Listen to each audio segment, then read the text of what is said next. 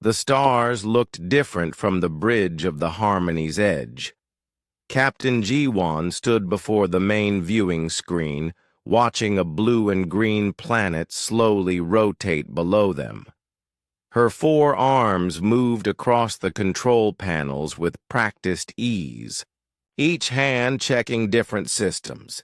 The ship hummed quietly around her, carrying her crew of 23 beings from 7 different worlds. "Captain, we are in position above the new planet," said Chief Science Officer Kyung-hee. She was tall and thin, with skin that looked like living crystal. Light passed through her body in strange ways, making her seem to glow. Her people, the Valorians, were known across the galaxy for their sharp minds and careful nature. "Our scans show this world has life. Lots of it." Jiwan nodded. She had been exploring space for 30 years, ever since she left her homeworld of Korax Prime. Her people looked almost like humans, except for their 4 arms and the small horns that grew from their foreheads. "What kind of life?" Kyung-hee. "Plants. Everywhere. Trees, grass, flowers. The air is good to breathe. There are animals, too. Big ones, small ones. And—" Kyung-hee paused, looking at her instruments again. "There are intelligent beings down there." Security Chief Dae-hyun looked up from his station. He was a Sarok, with green scales covering his body and sharp teeth that showed when he spoke. His people were warriors born to fight and protect. "How intelligent?" "They use tools, simple ones. They make fire. They build homes from wood and stone. But, Captain, there is something strange about this planet." Jiwan turned away from the viewing screen. "Strange how?" Kyung-hee's crystal fingers danced over her controls. The main screen changed to show images from the planet's surface. Dense forests covered most of the land. Mountains rose high into the clouds. Rivers cut through green valleys. It looked peaceful and beautiful. "The animals down there are very dangerous," Kyung-hee said. "Our scans show creatures that could tear apart our strongest warriors. Some are as big as our ship. Others have claws like metal blades. The whole planet seems designed to kill." Dae-hyun's scales darkened with interest. "Show me these creatures." The screen filled with images of massive beasts. One looked like a bear, but it was 3 times larger and had claws as long as swords. Another creature had the body of a big cat, but with armor plating covering its back. There were flying things with razor-sharp beaks and swimming things with more teeth than seemed possible. "By the void," whispered Communications Officer Sun-hee. She was small and round, with soft, purple fur covering her body. Her people, the Falari, were peaceful traders who feared violence. "How does anything survive down there?" "That is the strange part," Kyung-hee said. "The intelligent beings we found, they live right in the middle of all this danger. They have built villages, they grow food, they raise young ones. But look at them!" New images appeared on the screen. The intelligent beings looked fragile. They had no fur to keep them warm. No scales to protect them, no claws or sharp teeth to fight with. They walked on 2 legs, which seemed like a paw, designed for running away from danger. Their skin was soft and easily torn. They were not very tall or very strong-looking. "What do they call themselves?" asked Jiwon. "We have listened to their communications, They call themselves humans, Kyung-hee replied. Navigator Hyun-soo spoke from his station. He was long and thin, with no visible arms or legs. His people moved by floating and could sense magnetic fields across space. Captain, these humans confuse me. Our computers say they should have died out long ago. They are too weak to survive on such a dangerous world. Yet here they are, Ji-won said, studying the images. The humans wore simple clothes made from animal skins and plant fibers. They carried basic weapons like spears and bows. Some of them tended to crops, while others watched over young ones that played nearby. It looked so normal, so peaceful. How many of them are there? Our scans show maybe 10,000 on this continent. There might be more across the oceans, Kyung-hee answered. They live in small groups, usually 50 to 100 in each village. Dae-hyun leaned forward. Are they a threat to us? Ji-won almost laughed. Look at them, Dae-hyun. They barely have metal tools. We could destroy their entire civilization with one small weapon. They are no threat to anyone but themselves. Then why are we here? Asked Medical Officer Won-ho.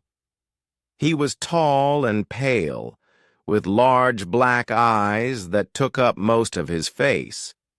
His people were healers and scholars. Standard protocol says we should only make contact with species that might be useful to the Galactic Union. Ji-won considered this. The Galactic Union had rules about first contact. They only talked to species that had something to offer. Advanced. Technology, rare resources, or powerful military forces. These humans seem to have none of those things. Scientific curiosity, she decided. How does such a weak species survive on such a deadly world? We should study them. Maybe we can learn something useful. Study them how? Sun-hee asked. We set up an observation post. Watch them from a distance. Learn their ways. Maybe in a few 100 years, they will develop enough to be worth talking to directly. Kyung-hee nodded. There is a mountain range near one of their larger villages. We could land there and set up hidden cameras and sensors. The mountain is tall enough to see everything, but far enough away that they will not notice us. Good. Dae-hyun, pick 5 of your best security team members. Kyung-hee, bring your science equipment. We go down tomorrow. Captain, Hyun-soo said carefully, what if we are wrong about them? What if they are more dangerous than they look? Ji-won looked at the images again. The humans looked so small and weak. Some of them were even smaller, clearly young ones that could barely walk. She watched one group of humans working together to build a new home. They moved slowly and carefully, helping each other lift heavy stones. They looked tired from the simple work. Look at them, Hyun-soo. They struggle to build one small house. They get tired from carrying rocks. These are not dangerous beings. They are barely more advanced than animals. We have nothing to fear from them. The crew began preparing for the mission. They would take a small scout ship down to the surface and set up equipment to watch the humans. It would be easy work. Just point cameras at the village and record what happened. Maybe they would see something interesting. Maybe the humans would do something clever that would surprise them. Or maybe they would just watch a weak species slowly die out on a world too dangerous for them to survive. Either way, It would be good information for the Galactic Union's records. As the ship prepared for landing, none of the crew members imagined what they were about to witness. They thought they were studying primitive beings who had somehow gotten lucky enough to survive this long. They had no idea they were about to observe something that would change how they thought about survival, about intelligence, and about what it truly meant to be an apex predator. The blue and green planet continued to spin below them, keeping its secrets hidden in the forests and valleys where humans lived, worked, and prepared for dangers that were coming their way. The morning sun cast long shadows across the mountainside as the alien team finished setting up their observation post. Captain Ji-won watched her crew work with quiet efficiency. They had chosen a spot high up on the mountain, hidden behind rocks and thick trees. From here, they could see the entire human village in the valley below. Dr. Minhee adjusted the last of the scanning equipment. She was short and round, with bright blue skin and 6 arms that moved independently.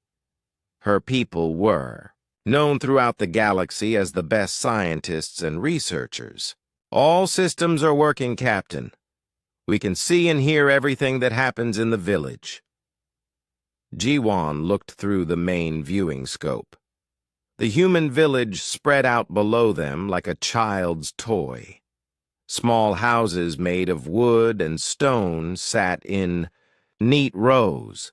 Gardens grew between the buildings, full of plants the aliens did not recognize. Smoke rose from cooking fires. People moved around, going about their daily work. How many humans lived there? Asked Security Officer Bong-su. He was young for a Sauroch, his scales still bright green instead of the darker color they would become with age. Our scans show 87, Dr. Minhee replied. 32 adults, 21 teenagers, and 34 children. Dae-hyun checked, his weapons for the 3rd time since landing. Old habits from years of military service. They look so weak. How do they protect their young ones? Through the scope, Ji-won watched a group of human children playing in the village center. They ran around, laughing and chasing each other. Adult humans watched them with what looked like affection.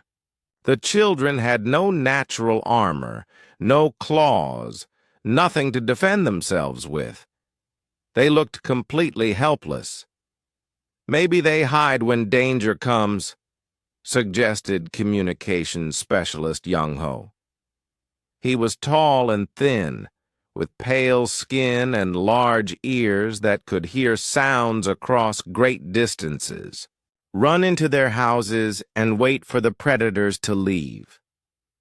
Dr. Minhee shook her head. Our scans of the area show many dangerous creatures nearby. Big ones. If the humans just hid every time danger came, they would never be able to hunt for food or tend their crops. They would starve. Then how do they survive? Bong-su asked. Before anyone could answer, alarms began sounding from the scanning equipment. Dr. Minhee rushed to her instruments. Movement in the forest. Multiple large life forms approaching the village from the north. Ji-won looked through the scope again. At first she saw nothing unusual. Then the trees at the edge of the village began to move. Shadows shifted between the trunks. Something was coming. What kind of creatures? Dae-hyun asked, his hand moving. To his weapon. Scanning now, Dr. Minhee said, her 6 arms working different controls at once. 4-legged predators, each one about the size of a Sauroch warrior. Sharp teeth, powerful muscles. Our database calls them wolves, but these are much larger than the standard variety. Through the scope, Ji-Wan could see them now. 6 large, wolf-like creatures emerged from the forest. They moved with the fluid grace of born killers. Their fur was dark gray, almost black. Yellow eyes scanned the village, looking for easy prey. Each wolf was easily big enough to kill a human. The humans must see them by now, Young-Ho said. His sensitive ears picked up sounds from the village. Yes, someone is shouting. They know the wolves are there. Ji-Wan expected to see panic. In every other species they had studied, the approach of predators caused immediate terror. Weak individuals would run screaming. Strong ones would fight desperately, usually dying in the process. Children would hide behind adults, crying in fear. Instead, she watched something completely different. A human male walked calmly to the center of the village. He was tall for his species, with dark hair and skin darkened by working in the sun. This was Taiho, though the aliens did not know his name yet. He cupped his hands around his mouth and made a loud calling sound. Other humans appeared from their houses. They moved quickly but without panic. Adult humans gathered in the village center while others led children toward the largest building. No one was screaming. No one was running around in confusion. This is not normal behavior for a prey species, Dr. Minhee said, checking her instruments again. They should be terrified. A human female joined Taiho in the village center. She had long black hair tied back and strong arms from years of physical work. This was Sumin, the village's best archer. She carried a bow and a quiver full of arrows.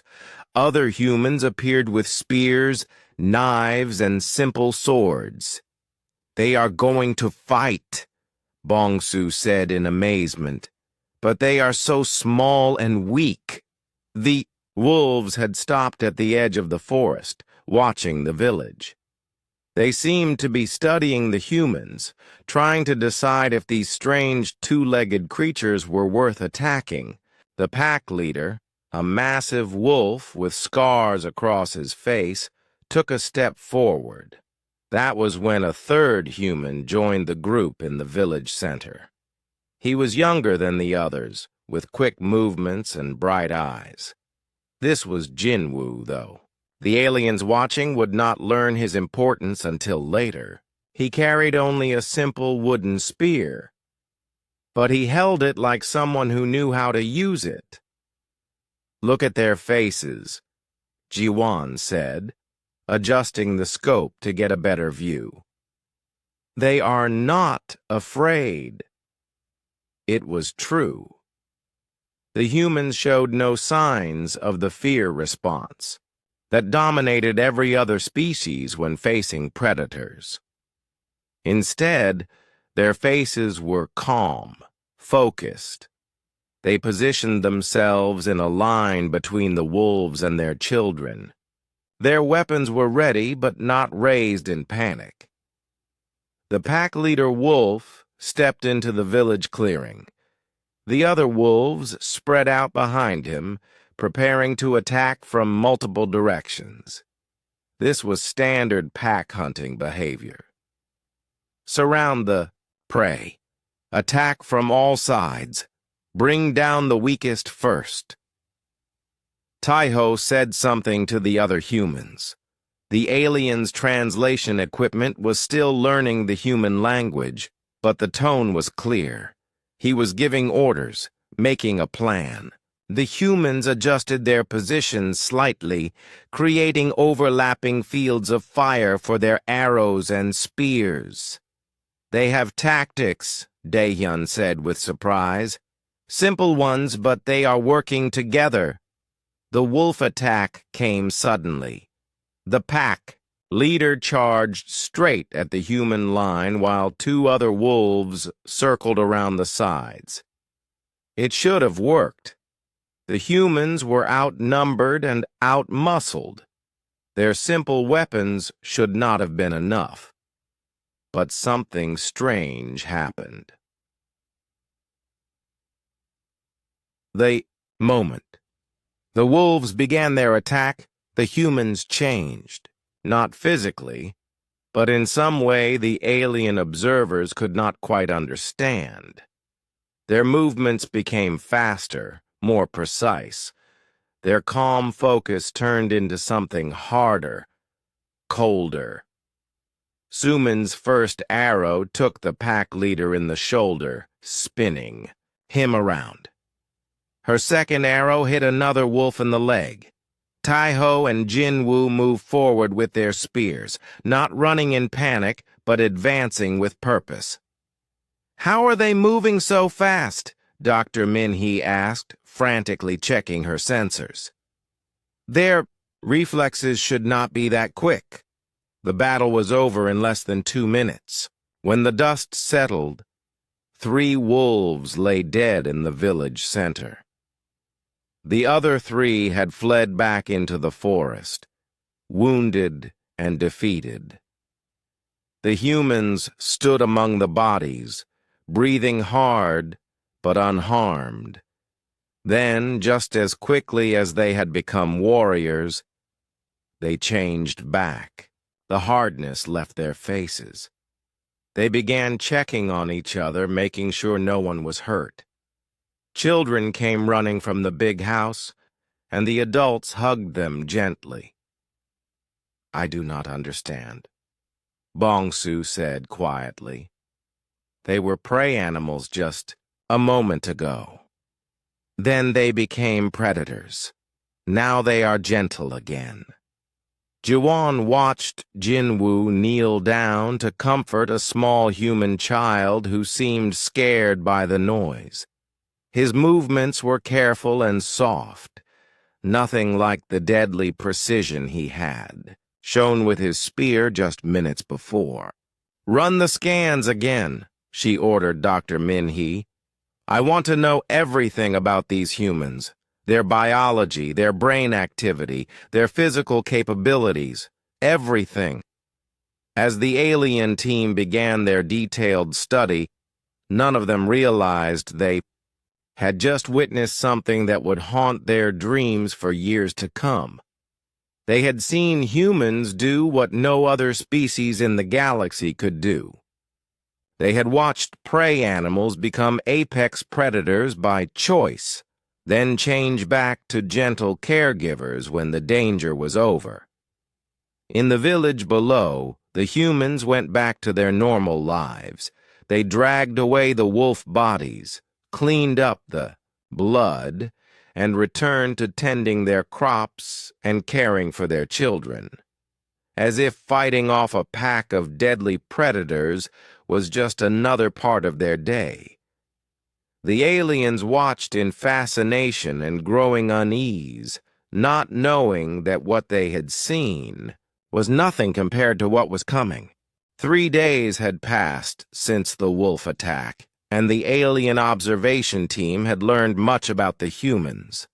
They watched the daily routines with growing confusion. These creatures seemed to live 2 completely different lives. Most of the time, they were gentle and peaceful. They sang while they worked, played games with their children, and cared for sick neighbors. But when danger appeared, they became something else entirely. Dr. Minhee had run countless scans on the human settlement. Her instruments showed that these beings had normal biology for their size and build. Their muscles were not unusually strong. Their bones were not particularly dense. Their reflexes were average for bipedal species. Yet somehow, when threatened, they moved and fought like trained warriors.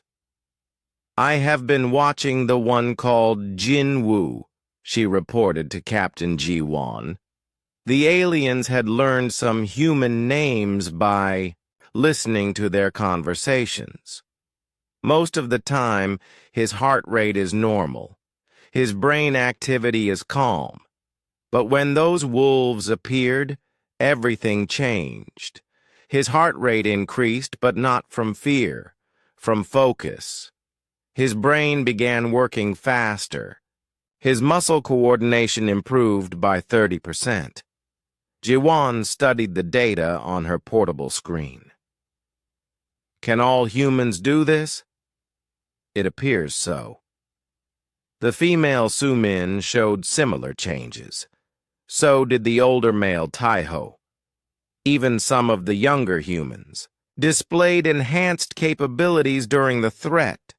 Security Officer Bong Su looked up from cleaning his weapon. Perhaps they use some kind of drug? Something that makes them stronger when they need to fight? I thought the same thing, Dr. Min-hee replied. But our scans show no foreign chemicals in their systems.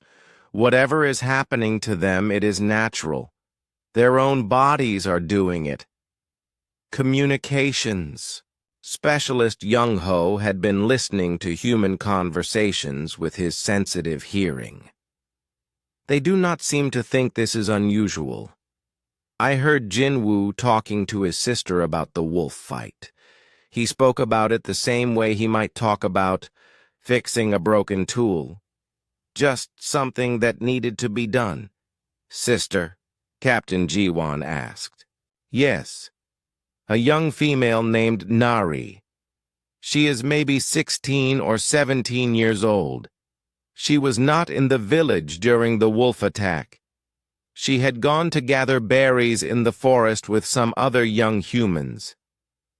Before anyone could respond, alarms began sounding from the scanning equipment. Dr. Min-hee rushed to her instruments, her 6 arms moving across different controls. Something big is moving in the deep forest. Very big. Through the main viewing scope, Ji-won could see nothing unusual. The forest looked peaceful. Birds flew between the trees. Smaller animals moved through the underbrush, but the scanners did not lie. How big? Asked Dae-hyun, instantly alert. Dr. Min-hee's blue skin grew paler as she read the data. 12 feet tall, maybe more. Weight approximately 800 kilograms. Moving slowly but steadily toward the human village. What kind of creature is that large? Checking our database now. Dr. Min-hee's arms worked frantically. Match found. Species designation, direhorn, apex predator, armored hide resistant to most weapons, claws capable of cutting through metal, bite force strong enough to crush bone. The scope's view shifted.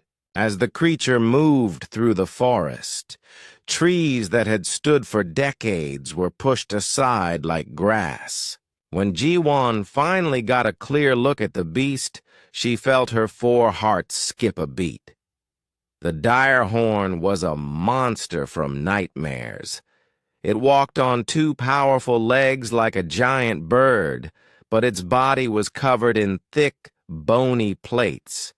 Its head was massive, with jaws that could swallow a human in one bite. 2 long horns grew from its forehead, sharp as swords, but most terrifying were its arms. They were longer than its entire body, ending in claws that looked like they could tear through. The hull of a starship. By the void, whispered Bong Su. That thing could kill our entire security team. It is heading straight for the village, Dr. Min-hee reported. At its current speed, it will arrive in approximately 1 hour. Ji-won watched the massive creature push through the forest. Every step it took brought down more trees. She had seen, many predators in her years of space exploration, but nothing like this. This was a creature designed by evolution to kill everything in its path. The humans must know it is coming, Young-ho said. His ears twitched as he focused on sounds from the village. Yes, their scouts are returning. They are shouting warnings. Through the scope, Ji-won could see the human scouts running into the village. One of them was covered in mud and looked exhausted from running. He spoke quickly to Taiho and the other adults, pointing back toward the forest. What are they saying? Ji-won asked. Young-ho concentrated harder. The translation is not perfect, but they are warning everyone about a big death. They are telling people to gather their belongings and run away.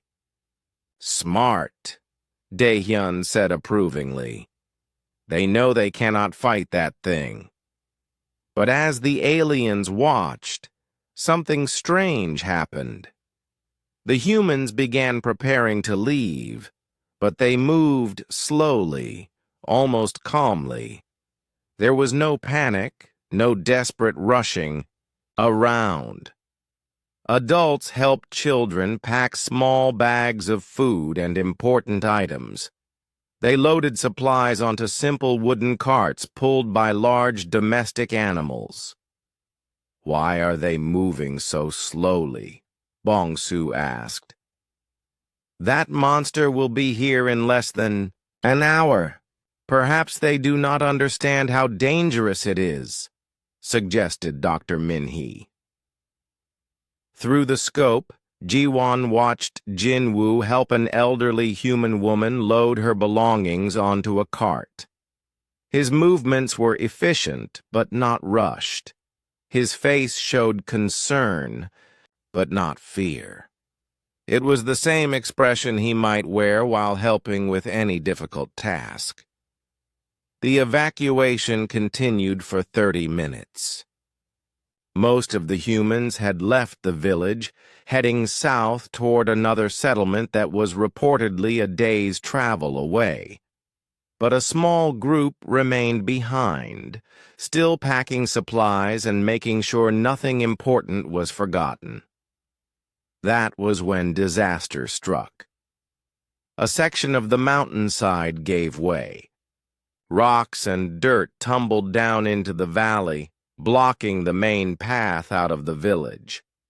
Several humans were caught in the landslide. Most managed to scramble to safety, but when the dust settled, one figure remained trapped under the fallen rocks. It was Nari, Jinwoo's sister. Through the scope, Ji-won could see the young woman struggling to free herself. Her leg was pinned under a large boulder.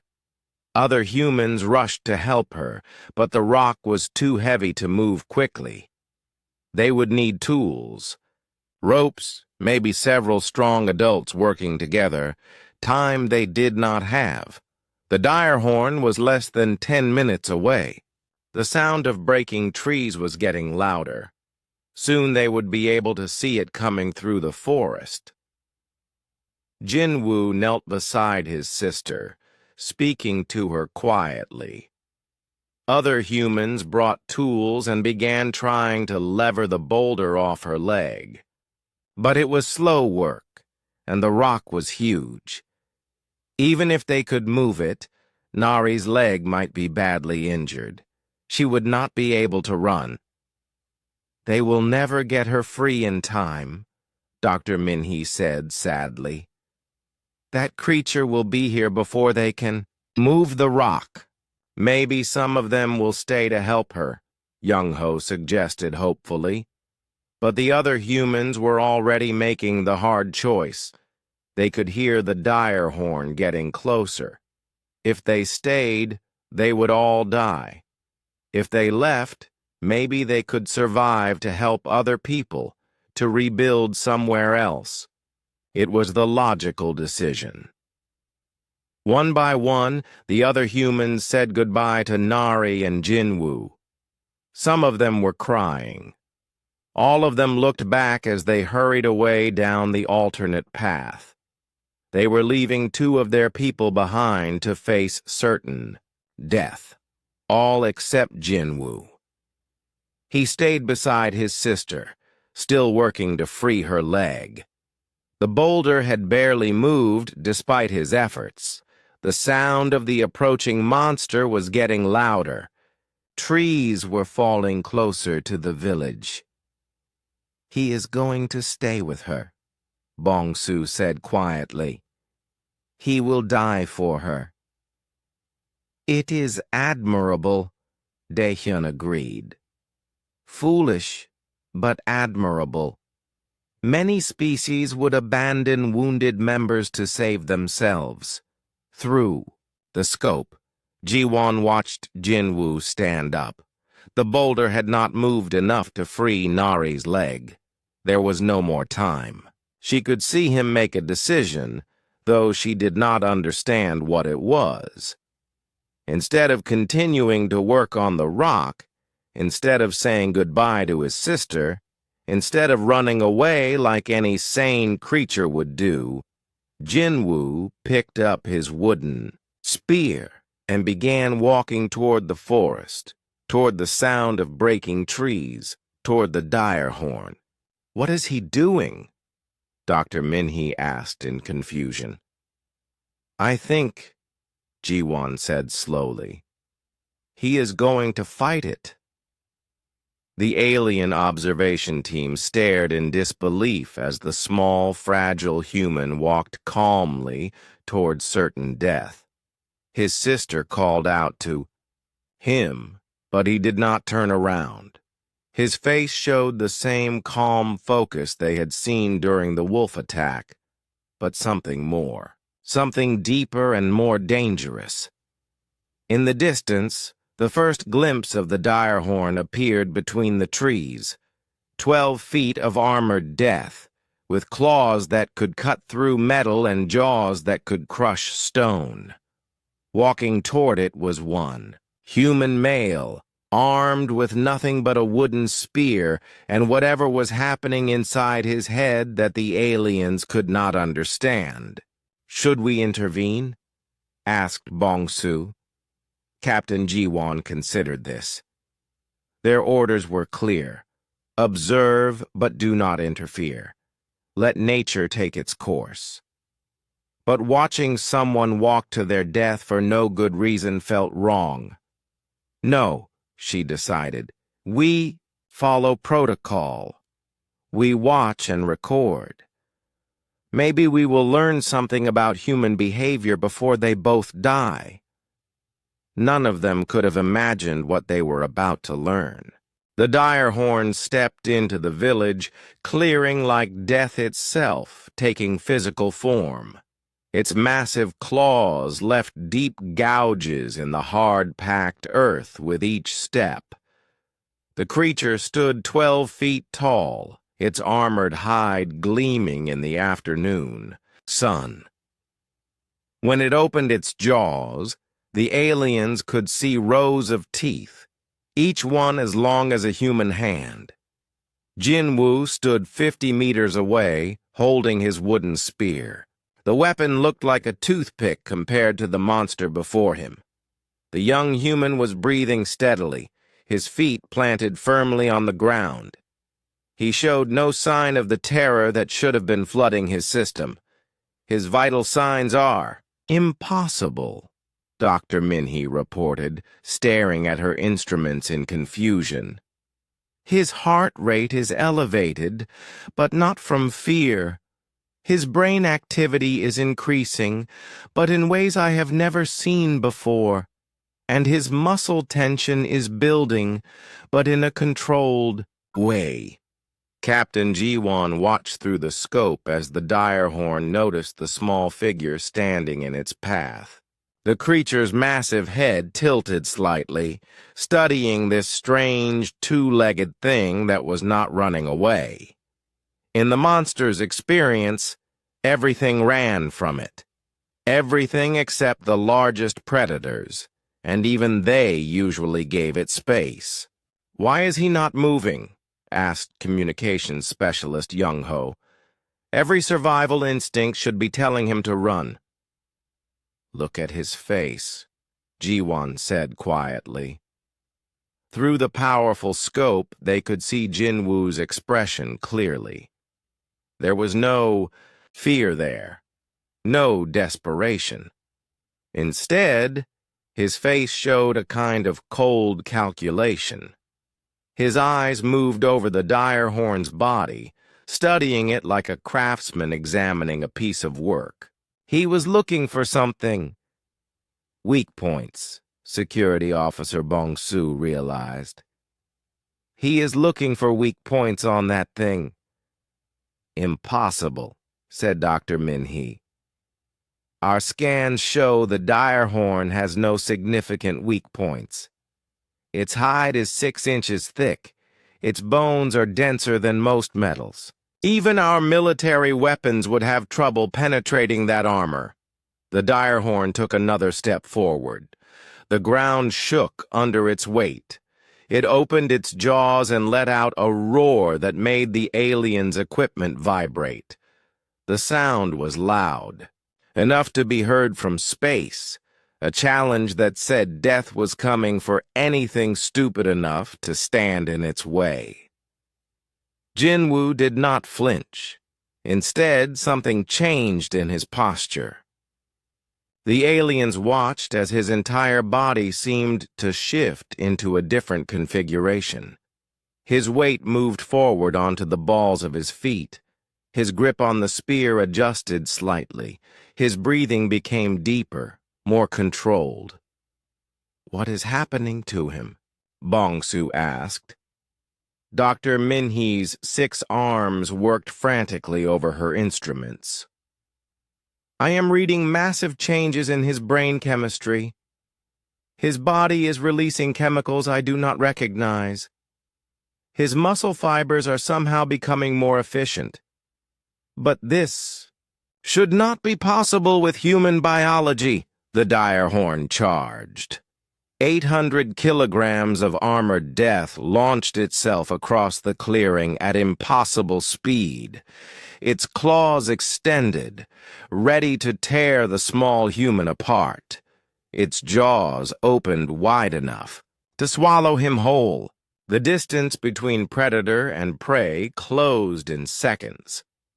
Jinwoo moved, but not the way any sane creature should move when facing certain death. He did not dive to the side or try to run away. Instead, he stepped forward into the path of the charging. "Monster! He has lost his mind," Young Ho said in horror.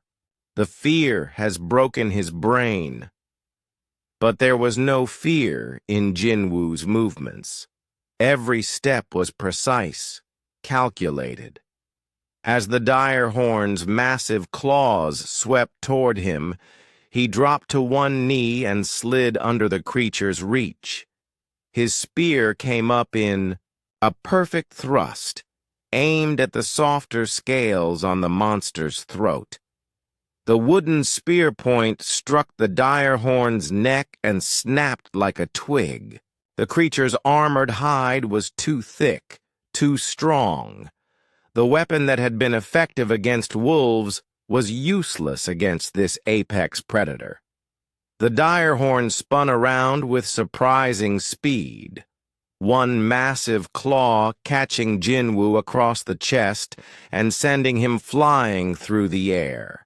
He hit the ground hard and rolled several times before coming to a stop near the wall of a house. "That should have killed him," Dr. Min-hee said, checking her readings. "The force of that blow should have broken every bone in his body."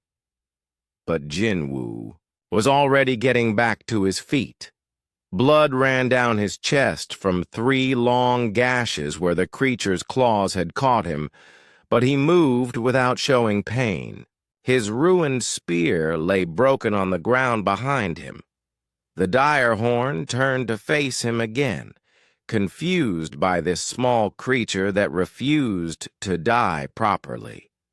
Most prey animals would be torn apart by now, or at least lying motionless in shock. This human was standing up, looking for another weapon. Jinwoo's eyes swept the village clearing. There were tools scattered around from the evacuation. A wood-cutting axe lay near the blacksmith's workshop. Several long knives used for butchering meat. Metal-tipped arrows that had fallen from overturned quivers. But he ignored all of them. Instead, he picked up a rock. Just a simple stone, about the size of his fist.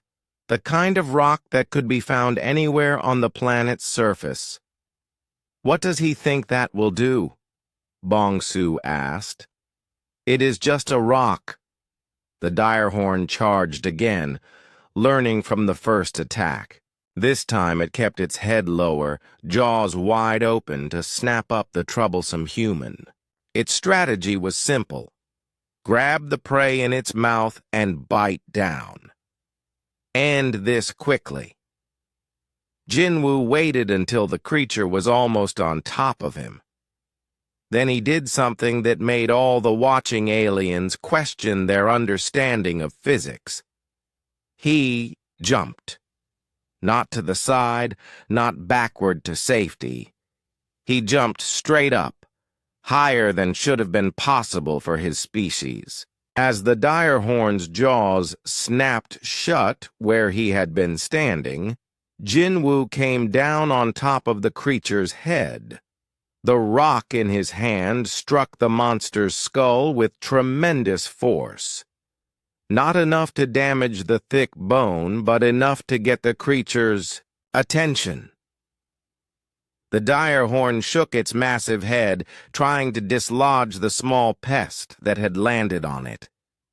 Jinwoo held on with his free hand, gripping one of the creature's horns. His position gave him a perfect view of the direhorn's anatomy. And in that moment, hanging on to the head of an apex predator, he found what he had been looking for. "The eyes," Dr. Min-hee whispered, understanding suddenly. "He is going for the eyes." The rock in Jinwoo's hand came down again, this time aimed with surgical precision. It struck the direhorn's left eye with enough force to crush the delicate organ. The creature roared in pain and rage, rearing up on its hind legs to try to shake off its attacker.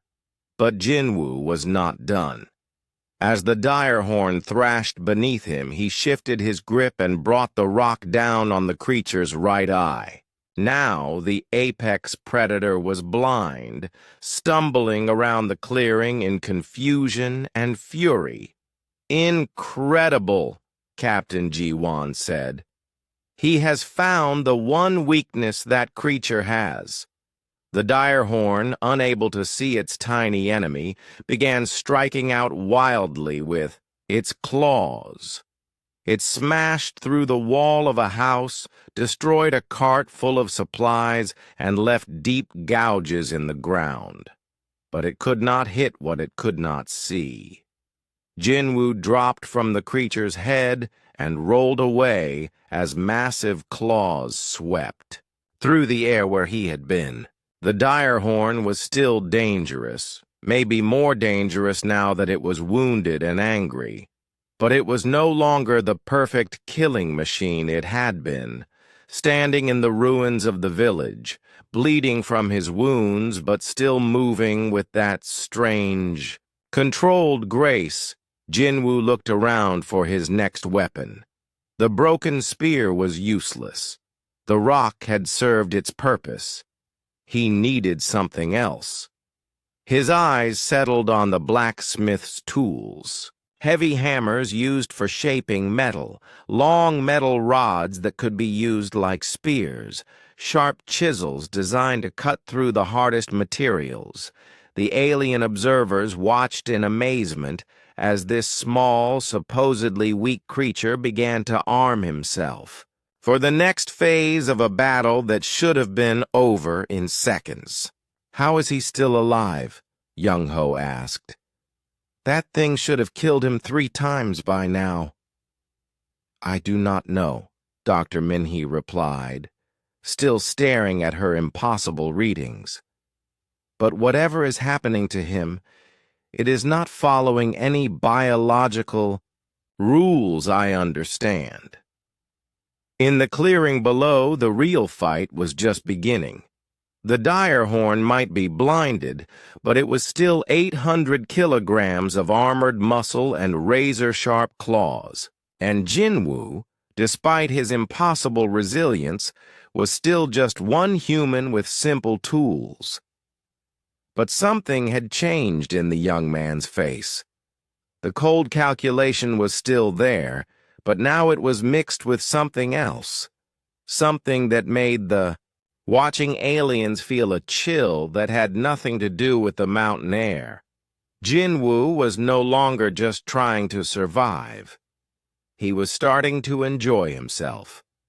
The blinded dire horn spun in circles, its massive claws destroying everything within reach. Houses collapsed under its wild strikes. Garden plots were torn apart. The creature's rage filled the air with a roar that made the mountains shake. Jinwoo moved between the monster's legs like he was dancing.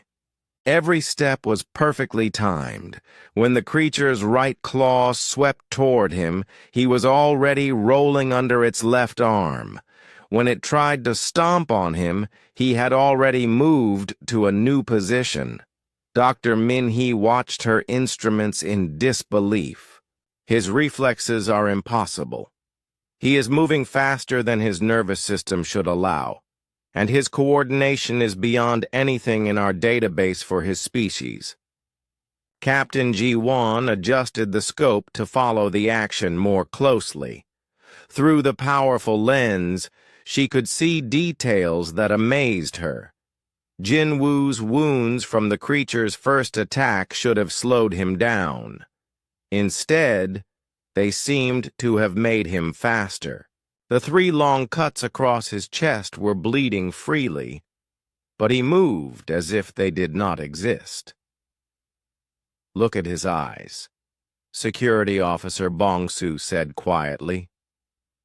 Jinwoo's face had changed again. The cold calculation was still there, but now it was mixed, with something that made the watching aliens uncomfortable. His eyes tracked every movement of the dire horn with perfect focus. But there was something else in his expression, something that looked almost like pleasure. The human reached the blacksmith's area and grabbed a heavy hammer in each hand. The tools were designed for shaping metal, with heads that weighed several kilograms each. For most humans, carrying 2 of them would be difficult. Jinwoo swung them like they weighed nothing. The dire horn's massive head turned toward the sound of metal striking metal as Jinwoo tested his new weapons. The creature could not see, but its hearing was excellent. It charged toward the sound. Massive jaws open wide, Jinwoo waited until the last possible second, then dove to the side. As the creature's head passed by him, he brought both hammers down on the base of its skull. The impact made a sound like thunder. The dire horn stumbled, shaking its head in confusion. "That should have stunned it," Dr. Minhee said, checking her scans of the creature. "But its skull is too thick. The hammers barely made a dent." But Jinwoo was not trying to crack the creature's skull. He was learning. Each attack taught him something new about his enemy. How fast it could turn. How long it took to recover from a strike, where its balance was weakest. The dire horn spun around, one massive claw catching the edge of the blacksmith's forge and sending hot coals flying everywhere. Some of the burning embers landed on Jinwoo's arms and back.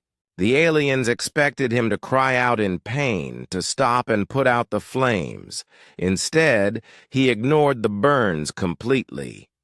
His focus never left the monster in front of him. His pain response is not working, communications specialist Young Ho observed. Those burns should be causing him agony. It is not that he cannot feel pain, Dr. Min-hee corrected, studying her readings. His nervous system is registering the injuries, but somehow his brain is choosing not to care about them. I have never seen anything like it. Jinwoo moved again, this time climbing onto a pile of rubble from a destroyed house. The higher position gave him a better angle of attack. When the dire horn turned toward him, he leaped down with both hammers raised above his head. The weapons struck the creature's neck, right where it joined the shoulder. This time, the impact did damage. The aliens could hear something crack. The dire horn roared and staggered, favoring its right side. He found a weak spot, Bong-su said with admiration. The joint where the neck meets the body. The armor is thinner, there.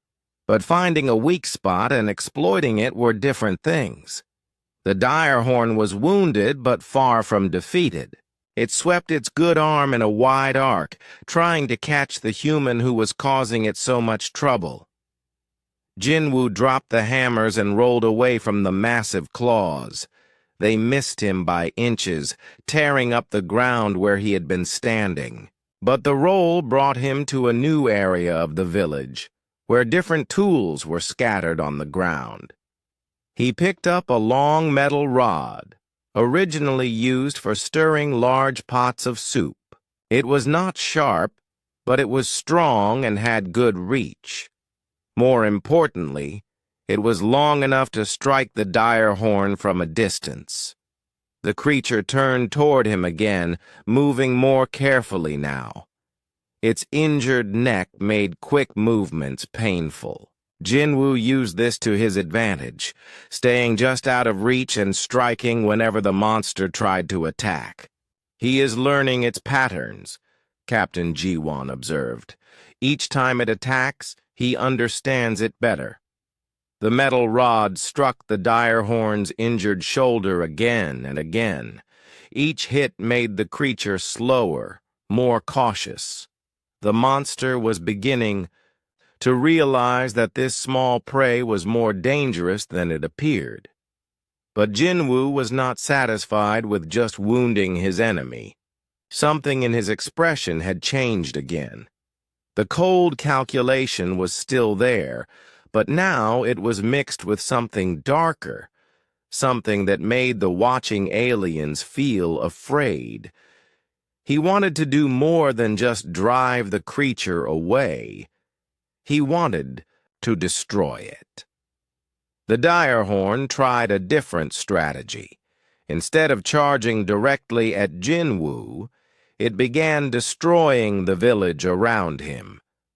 Its claws tore through houses, looking for places where the human might be hiding. Its tail swept back and forth, knocking down walls and scattering debris, but Jinwoo was not hiding. He was hunting. As the creature destroyed a storage building, Jinwoo climbed onto its back. The dire horn felt the weight and tried to shake him off, but the human held on with grim determination. The metal rod in his hands found the gap between two armor plates on the creature's spine. The rod punched through the softer flesh beneath the armor. The dire horn screamed in pain and rage, bucking like a wild animal trying to throw off a rider. But Jinwoo held on, driving the rod deeper with each movement. Impossible, Dr. Min-hee breathed. He is riding an apex predator. No species in the galaxy has ever done anything like this. The creature's thrashing became more desperate. It rolled onto its back, trying to crush the human beneath its weight. Jinwoo barely managed to jump clear as 800 kilograms of armored monster slammed into the ground where he had been. The direhorn struggled to get back to its feet. The wound in its spine was affecting its balance. Blood ran down its sides from the metal rod still lodged between its armor plates. For the first time since the battle began, the apex predator looked vulnerable. Jinwoo stood a few meters away, breathing hard, but still focused. His clothes were torn and bloody. Burns covered his arms from the flying coals. His chest still bled from the creature's first attack, but his eyes never left his enemy. The alien observers watched in stunned silence as the human picked up a new weapon. This time it was a sharp-pointed tool used for working leather. Not a proper spear, but long enough and strong enough to penetrate flesh. "He is going to finish it," Bong-Su said quietly.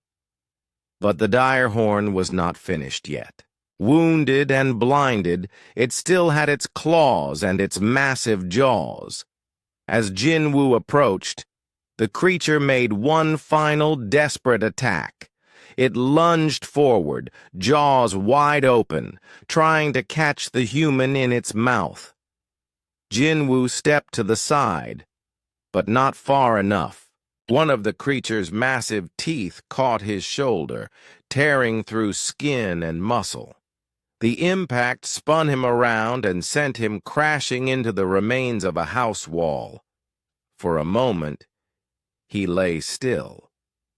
The aliens thought the battle might finally be over. Then Jinwoo pushed himself back to his feet. Blood ran down his arm from the new wound, but his grip on the leather-working tool remained steady.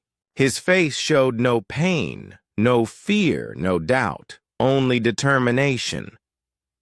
The direhorn tried to turn toward him, but its injured spine made movement difficult. The creature was running out of options. It had used all its strength, all its weapons, all its rage. And still the small human stood before it, ready to continue the fight. That was when something changed in Jinwoo's face again. The cold calculation was still there. The dark pleasure in battle was still there. But now something new appeared. Something that made the watching aliens feel a fear they had never experienced before. Jinwoo was no longer just fighting for survival, or even for victory. He was fighting because he enjoyed it. Because something deep inside him, something that had been sleeping for most of his life, had finally woken up, and it was hungry. The sound that changed everything came from behind the rubble where Nari was still trapped. "Jinwoo!" Her voice cut through the air like a blade. Not a call for help, but a scream of pure terror. She had managed to turn her head enough to see the battle, to watch her brother dancing with death itself. The sight of the massive direhorn towering over him, wounded but still deadly, filled her with a fear that went beyond her own trapped situation. The sound of his sister's voice hit Jinwoo like a physical blow. Dr. Minhee's instruments went wild. Something is happening to him. His brain activity is spiking beyond anything I have ever recorded. His heart rate is increasing, but not from physical stress, from something else. Through the scope, Captain Jiwon watched Jinwoo's face transform. The cold calculation vanished. The dark pleasure in battle disappeared. What replaced them was something that made every alien observer instinctively step back from their equipment. Raw, primal fury. Not the mindless rage of an animal, but something far more terrifying. the focused, intelligent anger of an apex predator that had just been reminded what it was protecting. His body chemistry is changing again, Dr. Minhee reported, her voice shaking. But these readings make no sense. His muscle efficiency is increasing, beyond biological limits. His nervous system is somehow processing information faster than our computers, and his pain receptors have completely shut down. Jinwoo looked at the wounded direhorn with new eyes. The creature was no longer a dangerous opponent to be fought carefully. It was an obstacle between him and his sister, an obstacle that needed to be removed. Permanently. He dropped the leatherworking tool and walked toward the monster with empty hands. The direhorn, sensing the change in its enemy, tried to back away. Even blind and wounded, it could feel the shift in the air around. The small human, something primal in its brain, was screaming warnings. But there was nowhere to go. The creature's injured spine made fast movement impossible. It could only watch with its ruined eyes as death approached in the form of a bleeding human. Jinwoo reached the direhorn and grabbed its massive jaw with both hands. Impossible, Security Officer Bong-Su whispered. No creature that size should be able to grip something so large. But Jinwoo's hands found purchase on the creature's armored jaw. His fingers pressed into gaps between the bony plates, finding places where softer tissue lay beneath. The direhorn tried to shake him off, but the human's grip held firm. Then Jinwoo began to pull. The sound that came from his throat was not human. It was something deeper, older, more primitive.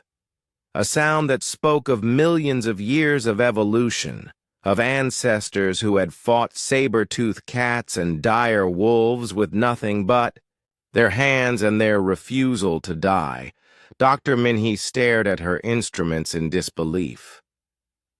His muscle fibers are somehow contracting with 3 times normal efficiency. His bones are showing stress patterns that should be impossible for his frame size. But he is not breaking. He is getting stronger. The direhorn's massive head began to tilt at an unnatural angle. The creature's jaw, designed to crush bone and tear through the toughest hide, was being forced open by a pair of human hands. Slowly, inexorably, Jinwoo was overpowering 800 kilograms of apex predator. This violates every law of physics, communications specialist Young Ho said faintly. He should not be able to generate that much force. But the laws of physics seem to have stopped applying to Jinwoo. His feet dug into the ground for leverage. His back and shoulders strained against impossible forces. And gradually, inevitably, the direhorn's jaw began to separate from its skull. The creature tried to roar, but the sound came out as a broken whine. It swept its claws toward Jinwoo, trying to tear him away from its head. The massive talons raked across his back, opening new wounds that should have dropped him instantly.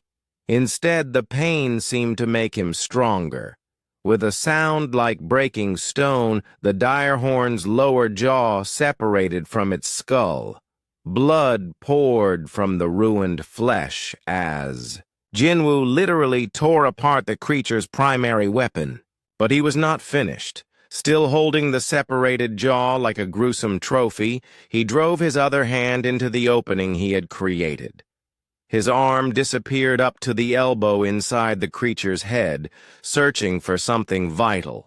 He is reaching for its brain, Captain Jiwon said in horror.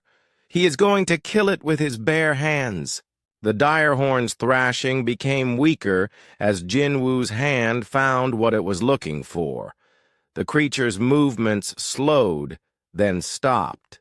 The apex predator of an entire world died not from weapons or tools, but from a human hand tearing apart its brainstem. Jinwoo pulled his arm free and let the massive corpse fall to the ground. He stood over it, covered in blood from head to toe. Some of it was his own. Most of it was not. For a moment, the village was completely silent, except for the sound of his breathing. Then something changed in his face again. The primal fury began to fade, replaced by the cold calculation the aliens had seen before. But now there was something else mixed in, something that made them understand why humans had survived on this world of monsters. Satisfaction. Not just the relief of survival, but the deep, bone-deep satisfaction of a predator that had successfully defended its territory, of a killer that had proven its dominance over another killer. "Look at his eyes," Bong-Su said quietly. He enjoyed that. Not just the fight, the killing. Jinwoo wiped the blood from his hands on the direhorn's armored hide. Then he walked calmly to where his sister was trapped, as if he had just finished a normal day's work instead of literally tearing apart an apex predator with his bare hands. "Nari," he said gently, kneeling beside the boulder that pinned her leg. "I am here. Everything is going to be fine." His voice was soft, caring, completely at odds with the savage brutality they had just witnessed. He began working to free her leg with the same careful precision he had used to destroy the direhorn. But now his movements were gentle, protective. How can he change so completely? Dr. Minhee asked. One moment he is a killing machine, the next he is a caring brother. Because that is what humans are, Captain Ji-won said quietly, beginning to understand something terrible. They can be both. They can choose to be gentle caregivers or apex predators, depending on what the situation requires. As they watched, other humans began returning to the village.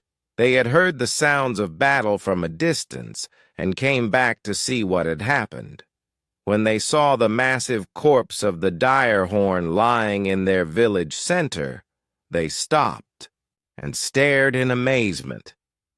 But when they saw Jinwoo gently helping his injured sister, their amazement turned to something else: respect, gratitude, and a kind of quiet pride that said this was exactly what they expected from one of their own. They are not surprised, Young-ho observed. They are acting like this is normal behavior for their species. Taiho, the village leader, approached Jinwoo and clapped him on the shoulder. The two men exchanged a few words. Through their translation equipment, the aliens could make out phrases like "well done" and "the beast will not trouble anyone again." There was no shock at what Jinwoo had accomplished. No amazement that he had killed a creature many times his size with his bare hands. Just the calm acceptance of a job well done. "This is what they are," Captain Ji-won said slowly. "All of them. Every human on this planet. They look weak and gentle because they choose to be. But when they need to be something else..." She did not finish the sentence. She did not need to. They had all seen what humans could become when they chose to unleash what lived inside them. In the village below, Jinwoo had successfully freed his sister from the fallen boulder. Her leg was bruised but not broken. She would be able to walk, though she would need help for a few days. As her brother helped her to her feet, she looked up at the mountainside where the alien observation post was hidden. For just a moment, her eyes seemed to focus directly on their position. She could not possibly see them through their cloaking technology. But somehow, she was looking right at them, and she was smiling. A gentle, friendly smile that somehow managed to be more terrifying than her brother's savage fury, because it said that she knew they were there, had known all along, and that she was not afraid of them. Because why should she be afraid? She was human. And humans, as the aliens were beginning to understand, were the apex predators of apex predators. The galaxy just did not know it yet. The alien observation team sat in complete silence as the humans below began cleaning up their village. They worked together to drag the massive Direhorn corpse away from the houses. They helped repair the damage from the battle. They tended to Jinwoo's wounds with gentle care, as if treating a hero returning from war. But what disturbed the aliens most was how normal it all seemed. The humans were not celebrating a miraculous victory or mourning near extinction. They were simply getting back to their daily lives, as if apex predators were killed by hand every week. Dr. Minhee had been running analysis programs on her recorded data for the past hour. Her 6 arms moved frantically over different keyboards, checking and rechecking her results. Finally, she looked up at Captain Jiwon with an expression of complete bewilderment. "Captain, I have run these scans 17 times. The data is consistent, but it makes no scientific sense." "Explain." During the battle, Jinwoo's body underwent changes that should be impossible for his species. His muscle efficiency increased by over 300%. His reaction time decreased to levels that approach our best artificial intelligence systems. His pain tolerance reached a point where our instruments could detect no response to injuries that should have incapacitated him. Captain Jiwon studied the data on her portable screen. Charts and graphs showed impossible spikes in human performance, biological functions operating far beyond known limits. Equipment malfunction? That was my first thought. But I have verified all systems multiple times. The readings are accurate. Dr. Minhee paused, looking troubled. "Captain, there is something else. I detected similar patterns in the other humans during the wolf attack 3 days ago. Smaller changes, but following the same general pattern. You are saying all humans can do this? I believe so. The capability appears to be built into their biology, though most of the time it remains dormant." Security Officer Bong Su looked up from his weapons maintenance. "Like a safety system that can be temporarily disabled, more like a hidden mode of operation, as if their species has 2 different settings, normal and—" Dr. Minhee struggled to find the right word. "Combat mode." Communications specialist Young-ho had been listening to human conversations through his sensitive equipment. They have a word for it. They call it adrenaline rush, or sometimes going berserk. But they talk about it like it is a common thing that happens to all of them. Captain Jiwon thought about this. In all her years of space exploration, she had never encountered a species with dual operating modes. Most creatures were either predators or prey, fighters or runners. They did not switch between the two. "What are the implications?" she asked Dr. Minhee. "If all humans possess this capability, then we have seriously underestimated their threat level. A species that can consciously transform into apex predators would be—" She paused, considering. "They would be the most dangerous species in the galaxy.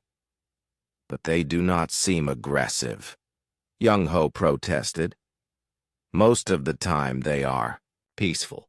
They care for their young, help their neighbors, create art and music. They only become dangerous when threatened." "That might make them more dangerous, not less," Dae-hyun said quietly. The security chief had been silent since the battle ended, but now he spoke with the voice of someone who understood warfare. "A species that can choose when to be deadly is more terrifying than one that is always aggressive. You never know when you might trigger their combat mode." Captain Ji-won looked through the scope again. In the village below, Jin-woo was sitting beside his sister, sharing a meal and laughing at something she had said. He looked completely normal, peaceful even. There was no sign of the monster who had literally torn apart an apex predator an hour earlier. "How do we classify them in our report?" she asked. Dr. Minhee consulted her database of known species classifications. "There is no existing category for what we observed. Humans appear to be a hybrid species, intelligent prey animals that can transform into apex predators when necessary. Recommend a new classification. Shapeshifter predators?" "No," Dae-hyun said firmly. "They do not actually change shape. They are still the same physical beings." "Adaptive predators?" "Still not accurate. They are not just adapting to threats. They are choosing to become threats." Captain Ji-won thought for a long moment. Finally, she made her decision. "Classification: selective apex predators. Species that can voluntarily activate enhanced combat capabilities while maintaining normal intelligence and social structure." "Captain," Young-Ho said nervously, "what do we do with this information? The Galactic Union needs to know about this." "Species. But if we tell them what we saw, they will want to study humans more closely," Ji-won finished. "Or worse, they might see humans as a threat to be eliminated before they develop space travel." The team fell silent as they considered the implications. The Galactic Union had policies about dangerous species. Usually, those policies involved containment or, in extreme cases, elimination of threats to galactic peace. "There is another problem," Dr. Minhee said quietly. "I have been analyzing our stealth systems. During the battle, I detected several anomalies in our cloaking field. Small fluctuations that should not have occurred." "Equipment failure?" "No, Captain. I believe someone was scanning us." The observation team exchanged worried glances. Their cloaking technology was the most advanced in the galaxy. Nothing on this primitive world should have been able to detect them, much less scan their equipment. "The humans?" Bong-Su asked. "Impossible. They do not have the technology for active scanning." "Then what caused the fluctuations?" Dr. Minhee hesitated. "I cannot be certain. But the pattern matches what would happen if someone was using naturally enhanced senses to examine our position. Enhanced beyond normal biological limits. Captain G1 felt a chill run down her spine. You think one of the humans detected us? During the battle, when Jinwoo was in his enhanced state, his sensory capabilities appeared to increase along with his physical abilities. It is possible that he became aware of our presence. But he was fighting for his life. He would not have had time to notice us, unless he was aware of us all along. The implications of that statement hung in the air like a toxic cloud. If the humans had known about the observation post from the beginning, then everything they had witnessed might have been a performance, a demonstration designed to show the watching aliens exactly what humans were capable of. We need to leave, Ji-won decided. Immediately. Pack all equipment and return to the ship. As the team began gathering their gear, Young-ho held up one hand for silence. Wait! Someone is coming up the mountain. Through his enhanced hearing, he could detect footsteps on the rocky path that led to their position. Multiple sets of footsteps, moving steadily upward. Captain Ji-won looked through the scope and adjusted it to scan the mountainside below their position. What she saw made her 4 hearts skip a beat. A group of humans was climbing toward them. Not the entire village, but a delegation of about 12 individuals. They moved with purpose, following a direct path to the observation post, as if they knew exactly where it was located. Jinwoo was among them, still covered in bandages from his battle with the dire horn. So were Taiho, Sumin, and several other. Humans the aliens had been watching for days. They carried no weapons, but after what the observation team had witnessed, that did not make them any less dangerous. They know we are here, Dr. Minhee said unnecessarily. How long until they reach our position? Ji-won asked. Young-ho listened carefully. At their current pace, maybe 20 minutes. Pack faster. But as the alien team worked frantically to dismantle their equipment, they realized a disturbing truth. The humans were not trying to sneak up on them. They were not attempting to surround the position or launch a surprise attack.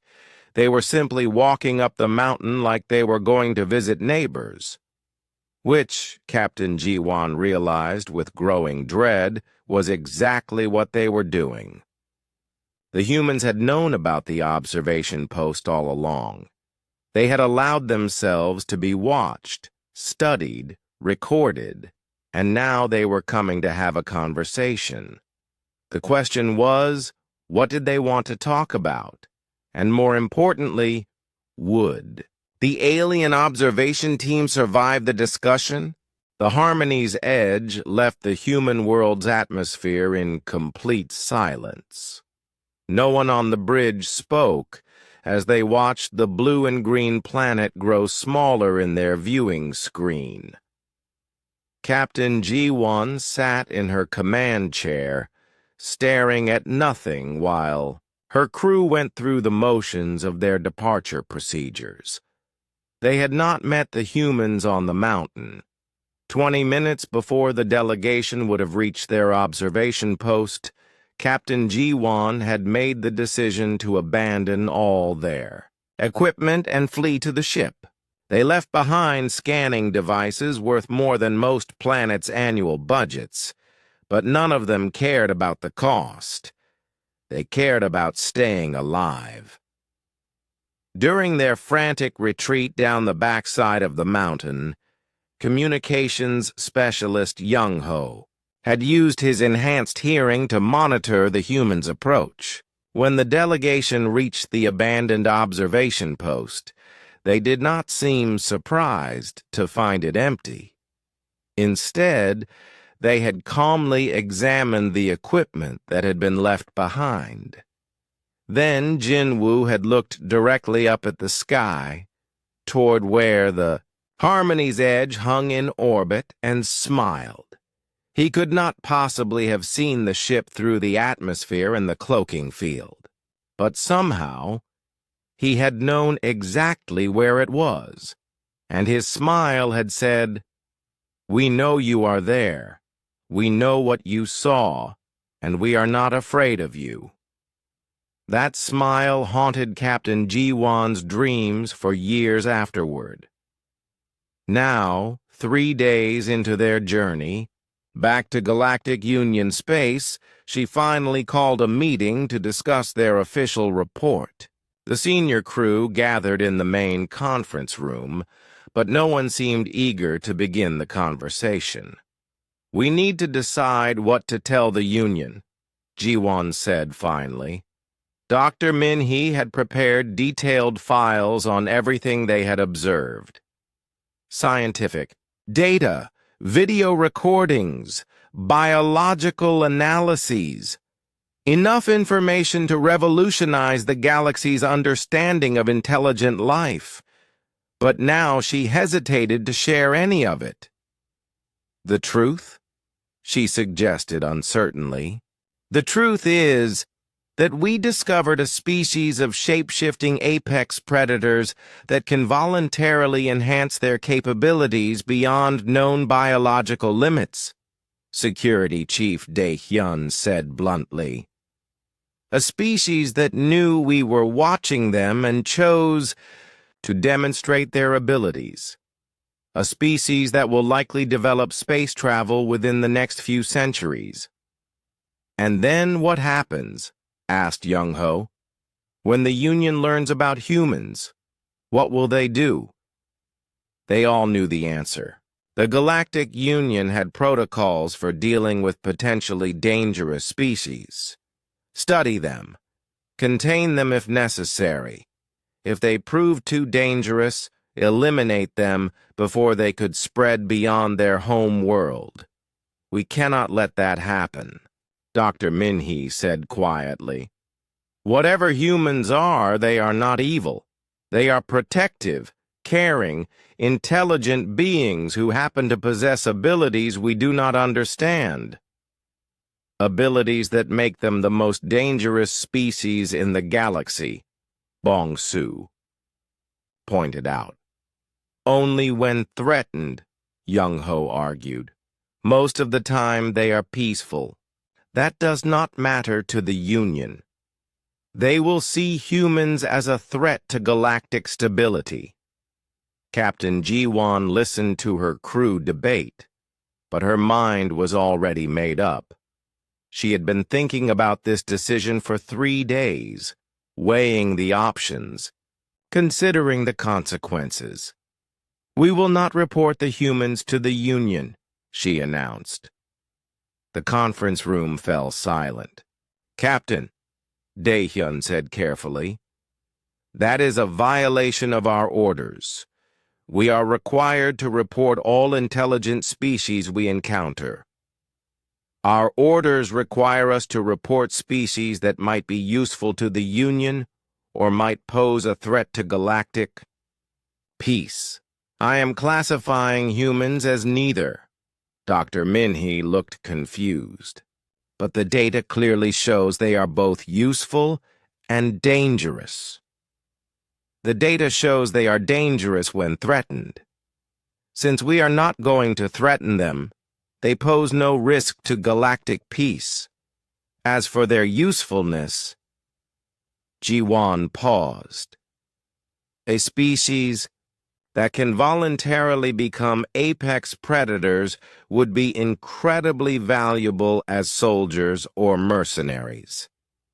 But enslaving them for that purpose would be wrong, and trying to recruit them would require revealing ourselves, which could trigger their defensive capabilities. So we just forget about them?" Young-ho asked. "We file a standard report. Primitive world, early stage intelligent life, not ready for contact." We recommend the system be placed in the protected development category and left alone for a few centuries. What about our equipment? The Union will want to know why we abandoned millions of credits worth of scanning gear. Equipment malfunction. We will say there was a technical failure that compromised our stealth systems, and we had to evacuate quickly to avoid detection. The crew exchanged glances. What Captain Jiwon was proposing was not exactly a lie, but it was certainly not the whole truth. They would all be complicit in hiding the existence of humanity from the rest of the galaxy. Captain, Dr. Min-hee said, slowly, what if we are wrong? What if humans develop space travel faster than we expect? What if they spread beyond their world and encounter other species? Ji-won had thought about this too. Then the galaxy will discover what we discovered, that humans are not monsters unless you make them into monsters. Most species will probably get along with them just fine, but any species foolish enough to threaten humanity will learn why they survived on a world full of apex predators. And if the Union finds out we hid this information, then we face the consequences. But I would rather risk court-martial than be responsible for the extinction of an entire species. Ji-won looked around the table at her crew. I am not ordering you to stay silent. If any of you feel you must report what we saw, I will understand. But I am asking you to consider what kind of galaxy we want to live in. The crew sat in thoughtful silence. Finally, Dae-hyun spoke up. I have spent my life fighting dangerous creatures. I know the difference between something that is dangerous and something that is evil. Humans may be the most dangerous species I have ever encountered, but they are not evil. I agree, said Dr. Min-hee. Their biology may be unique, but their behavior shows them to be compassionate, intelligent, and protective of their own kind. These are not traits of a species that would threaten galactic peace. One by one, the other crew members voiced their agreement. They would keep humanity's secret, at least for now. They would file their false report and hope that when humans eventually reached the stars, they would do so as friends rather than conquerors. 3 weeks later, the Harmony's Edge docked at Starbase 77 Alpha. Captain Ji-won submitted her report to the Galactic Union Council, classifying the human world as Protected Development Zone, Classification, Primitive Indigenous Species, Recommendation, Monitor from long-range sensors, no direct contact for minimum 500 years. The report was filed in the Union's vast databases, one of thousands of similar entries for worlds containing early-stage intelligent life. No one paid it particular attention. But late at night, alone in her quarters, Captain Ji-won would sometimes dream of a young human male covered in blood, standing over the corpse of an apex predator, smiling with satisfaction at a job well done. In her dreams, that smile was not directed at his defeated enemy. It was directed at the stars, as if he knew that someday humanity would walk among them, and that when they did, the galaxy would never be the same. Years passed. The crew of the Harmony's Edge went on other missions, explored other worlds, encountered other species, but none of them ever forgot what they had witnessed on that blue and green planet. Sometimes, when they encountered particularly aggressive species or faced dangerous situations, they would think about humans and wonder what those peaceful, gentle beings would do in similar circumstances? The answer always made them feel both comforted and terrified. Dr. Minhee continued her research into enhanced biological capabilities, but never found another species that could match what she had observed in humans. She published papers on theoretical biological enhancement, but never mentioned where her ideas came from. Dae-hyun eventually retired from active service and became an instructor at the Union Military Academy. He taught courses on threat assessment and combat tactics, and his students often wondered why he would sometimes pause in the middle of a lecture and stare out at the stars with a thoughtful expression. Young-ho became a diplomat, working to resolve conflicts between different species. He was remarkably good at his job, partly because he understood that the most dangerous threats were often the ones that looked harmless. 23 years after their encounter with humanity, Captain Ji-won received a priority communication from Union intelligence. Long-range sensors had detected electromagnetic signatures consistent with early spaceflight technology from the protected development zone she had filed years earlier. The humans were beginning to reach for the stars. Ji-won sat in her office, now decorated with commendations from a distinguished career, and thought about what to do. She could file another report, recommending continued monitoring. She could request a new observation mission. She could do nothing and hope that humanity's first contact with galactic civilization would be peaceful. Instead, she opened a secure communication channel and sent a message to her old crew members. Just 3 words: "They are coming." Within hours, she received replies. Dr. Minhee, now head of the Union's Xenobiology Department, Dae-hyun, retired but still sharp as his old combat claws. Young-ho, currently serving as ambassador to the Outer Rim territories. All of them remembered. All of them understood.